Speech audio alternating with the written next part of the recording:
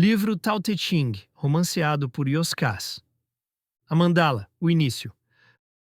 Quando eu demonstrei interesse em aprofundar os meus estudos sobre a filosofia oriental, fui aconselhado pelo velho, como carinhosamente chamávamos o monge mais antigo do mosteiro, a procurar Li Tzu, um mestre taoísta que ele havia conhecido na época em que ambos, ainda jovens, estudaram na mesma universidade, na Inglaterra. Embora fizessem cursos diferentes, havia muitas afinidades em comum. A amizade amadureceu e prosseguiu mesmo após o término da faculdade, apesar da distância que os separava. Em determinados momentos das suas existências, ambos decidiram se dedicar integralmente à filosofia e à metafísica. Porém, por vieses distintos. Existe um ponto onde o Ocidente e o Oriente se encontram, explicou o monge. Este lugar é conhecido por diversos nomes. Eu o chamo de verdade. Para se chegar nele é preciso percorrer o caminho. Li Tzu é a pessoa certa para o orientar através do Tao Te Ching, uma via evolutiva igual e diferente ao Sermão da Montanha, texto que servia de eixo dorsal aos estudos da ordem.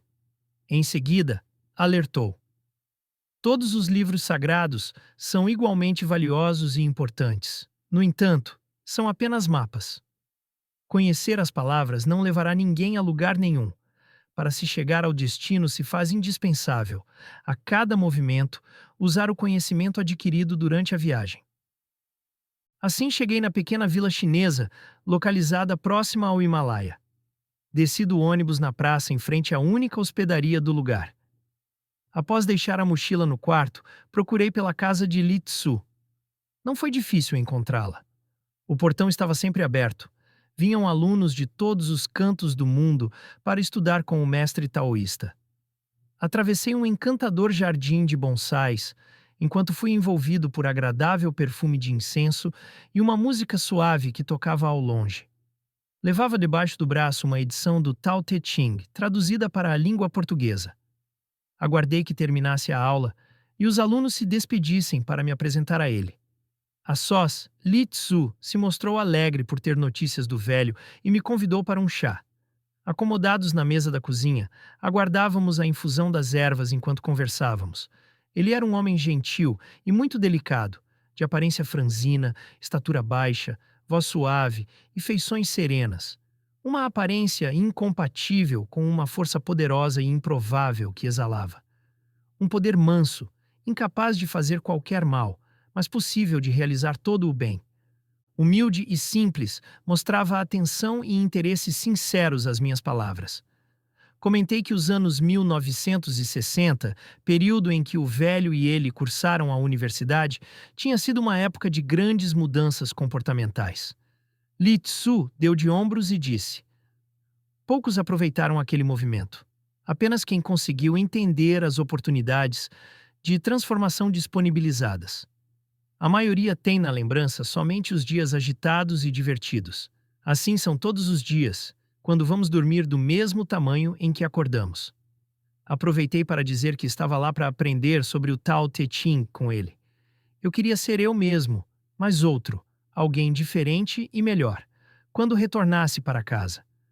Mostrei a minha edição do Tao Te Ching e confessei que os poemas, embora fossem encantadores, deixavam a sensação de que não tinham sido completamente entendidos.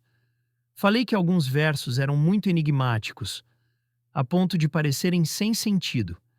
Li Tzu ponderou: muitos livros contêm a mesma sabedoria deixada por Lao Tse, alguns com uma narrativa mais acessível ao jeito de pensar ocidental. Para se transformar não precisava ter viajado para tão longe. Todos os lugares são perfeitos para isso, e vários outros textos têm o mesmo propósito e alcance. O caminho está onde o andarilho mora. O sagrado está disfarçado no cotidiano, o tesouro está oculto no corriqueiro, o profundo está escondido nas coisas simples, o amplo ilude como estreito, o grande se mostra pequeno. Fez uma pausa e me surpreendeu. No mais, eu não poderei ensinar o tal a você. Os alunos que você encontrou aqui em casa já estão bem adiantados em seus estudos. Não seria possível, nos próximos meses, iniciar o livro contigo. Retorne no ano que vem. Peço desculpas por não conseguir atendê-lo. Era impossível ficar chateado com Li Tzu, tamanha era a sua delicadeza no trato pessoal. Eu estava decepcionado, pois, pelo visto, tinha vindo do outro lado do planeta para somente tomar uma xícara de chá e conversar uns poucos minutos com o mestre taoísta. Já entardecia quando saí da sua casa. Foi uma noite sem sono. No dia seguinte, antes de amanhecer, retornei à casa de Li Tzu. Ele terminava os seus exercícios de yoga e tornou a me convidar para um chá. Quando insisti para que me aceitasse como aprendiz, ainda que frequentasse o curso já em andamento, meia-noite, o gato negro, que também morava na casa, bocejou deitado em cima da geladeira. Rimos. Li Tzu explicou que seria contraproducente, pois, por me faltarem os fundamentos teóricos ensinados nos poemas iniciais, eu teria dificuldade para acompanhar a turma. Mais uma vez, me aconselhou a retornar no ano seguinte, quando ele iniciaria um novo curso. Argumentei que me deixasse tentar, ao menos para justificar a minha longa viagem até a China. Ele deu de ombros e permitiu com um movimento de cabeça, sem dizer palavra. Após 3 dias, foi inegável dar razão ao mestre taoísta. Nenhum aprendizado, tempo desperdiçado. Tornei a voltar na manhã seguinte. Li Tzu sorriu ao me ver. Antes que ele falasse algo, me adiantei para dizer que eu não desistiria. O mestre taoísta parecia se divertir comigo e comentou: "Bata a porta e ela se abrirá." Eu disse que aquele era um dos versos de um trecho do Sermão da Montanha. Ele concordou. Esse valioso texto contém todo o conhecimento que um sábio necessita para suavizar a aspereza da existência. É a quintessência da sabedoria ocidental. Questionei a razão pela qual o velho teria me mandado estudar o Tao, uma vez que tudo aquilo que eu precisava saber já era abordado no mosteiro. Li Tzu explicou. O pensamento ocidental é mais ligado à percepção, pois as suas bases aristotélicas nos falam da codificação de significados para todas as coisas como método para se apossar do conhecimento. Enfim, as definições se tornam necessárias para o equacionamento das ideias. O pensamento oriental fala mais à sensibilidade, de maneira que o significado é sensorial e intuitivo, pois é elemento atuante de uma experiência integradora. Assim, é arrebatado pelo encantamento que revela e só depois explica. Perguntei qual das vertentes filosóficas ele considerava superior. Nenhuma delas, respondeu. Em verdade, são complementares. A razão permite a amplitude. O sentimento concede a profundidade. Somente movimentos simultâneos nesses dois sentidos permitirá o florescimento do espírito. Assim é o caminho. Ele prosseguiu. Seria como perguntar se maior valor teria a oração ou a meditação. Enquanto uma permite a sua sintonia com as esferas mais sutis, a outra faz a conexão indispensável consigo mesmo. Portanto, também são complementares. Tudo que está no mundo pertence à vida, e quando bem aproveitado, serve de instrumento evolutivo. Segui frequentando as aulas, sem qualquer avanço significativo, até que, sem me dar conta, ao chegar na casa de Li Tzu no horário habitual, notei que não havia nenhum outro aluno. Era domingo. O mestre taoísta cuidava dos bonsais e sorriu ao perceber a minha confusão. Falou que tinha uma surpresa para mim. Considerei que fosse apenas uma gentileza típica de uma pessoa boa.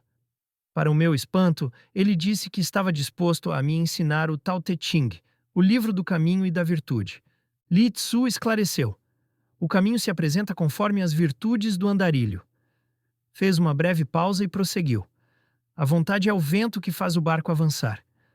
Acrescentou que, por eu mostrar uma disposição inquebrantável para aprender, ele me aceitaria como aprendiz. Alertou-me que usaria um método heterodoxo. Questionou se eu estava disposto. Aceitei de imediato. Então, pediu que eu o acompanhasse à sala de meditação. Colocou uma música suave e acendeu um incenso.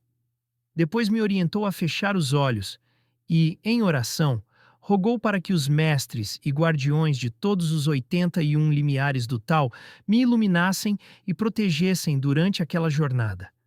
Em seguida, pediu para eu me esquecer de todas as coisas e problemas que houvesse no mundo para me concentrar e me deixar conduzir pelas suas palavras.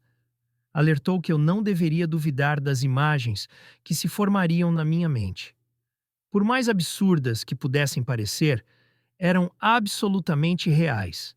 Disse também que todas as vezes que o meu coração descompassasse, eu deveria me acalmar, sem afobação nem pressa, para não encerrar a viagem antes da hora. De início pediu para eu me concentrar somente na música. Passado algum tempo, pediu para eu visualizar uma enorme e colorida mandala que se apresentava à minha frente. Que eu não me apressasse. Ela estava na minha mente. Bastava procurá-la com calma. Com os olhos sempre fechados, balancei a cabeça em anuência. Disse para eu fazer um sinal quando a encontrasse. Não demorou muito. A mandala surgiu, girando como um catavento. Sorri. Ele avisou que iríamos atravessá-la juntos. A única coisa que poderia me impedir era o medo. Garantiu que eu estaria seguro se nada temesse e confiasse integralmente em mim mesmo, onde eu sempre encontraria toda a luz para afastar qualquer escuridão. Tornei a balançar a cabeça e pude ver Litsu diante da mandala violeta, azul, vermelha, rosa e dourada. Numa fração de segundo me vi ao lado do mestre taoísta. Naquele momento não achei estranho o fato de eu estar vendo a mim mesmo, como se fosse o personagem de um filme. Não, não era um filme nem nada parecido. Eu sabia que era real. Bizarro, mas real. O mestre taoísta orientou. Agora atravesse pelo meio da mandala. Ali existe uma passagem multidimensional para o inconsciente coletivo, uma parte da psique de uma pessoa que é comum a todas as demais pessoas que estão e estiveram no planeta desde tempos imemoriais. Um lugar onde todo o conteúdo psíquico da humanidade está armazenado, tanto a parte que deriva das sombras, como o medo, a opressão e o sofrimento, quanto aquela que motiva todas as virtudes, nos conduz à luz e nos ensina sobre o amor. Assim como todas as pessoas, você determinará de qual lado da estrada viajará. Em seguida perguntou: quando você aprendeu sobre o medo ou sobre o amor? Sacudi a cabeça para dizer que não lembrava. Litsu acrescentou: ninguém lembra. Conhecemos o medo e o amor desde sempre, pois são faces de pouca percepção e muita sensibilidade no inconsciente coletivo. Portanto, ainda de difícil entendimento. Franziu as sobrancelhas e disse com seriedade: o movimento da evolução se traduz pelo Yin e pelo Yang. Yang é a expansão da ideia no indivíduo para além das próprias fronteiras da mente. Ao ultrapassar o limite consolidado, é como se a consciência se fragmentasse, abrindo um portal para o inconsciente trazer à tona, ou seja, ao consciente, uma preciosa parte desconhecida de si mesmo. Como se a fronteira pessoal se expandisse, ao permitir que se vá onde nunca se esteve. Faz-se necessário consolidar esses novos alcances de percepção e sensibilidade na formação do novo momento consciencial. Para tanto, será preciso contrair-se para unificar essas novas partes. Este é o movimento Yin, que terá a função de elaborar e transmutar um conceito em outro, para que seja agregado ao ser e aplicado no viver. Em seguida, retornará ao Yang, usando as relações existenciais, não apenas para lapidar a transformação, mas também em busca de outros inusitados conteúdos, até que o façam entrar mais uma vez em ebulição. Então, em movimento Yin, voltará ao interior de si mesmo para o amadurecimento dessa última experiência, em infinitos ciclos de semeadura e florescimento. Ele continuou: viajaremos por uma estrada de muitas bifurcações. Na dúvida, siga sempre na direção por onde o amor indicar. Acredite, nada se perde por amor. Não se preocupe em entender o funcionamento de todas as coisas, porém, esteja atento aos significados de cada acontecimento. O caminho não está em lugar nenhum, mas está em todos os lugares. Você entende o que eu digo? Respondi que sim, e acrescentei com convicção: não importa onde eu esteja, valiosas são as lições extraídas em todas as situações. O caminho não é uma estrada física que tenha medidas métricas, mas uma jornada percorrida pela consciência. Sem dizer palavra, agradeci ao velho por todo o ensinamento oferecido no mosteiro. Litsu arqueou os lábios em um belo sorriso de aprovação e disse: vá. E apontou para o centro da mandala. Ele não deixou espaço para qualquer hesitação e me lembrou do essencial: não tenha medo. E eu fui. Se inscreva no canal, deixe seu like, compartilhe e comente esse vídeo.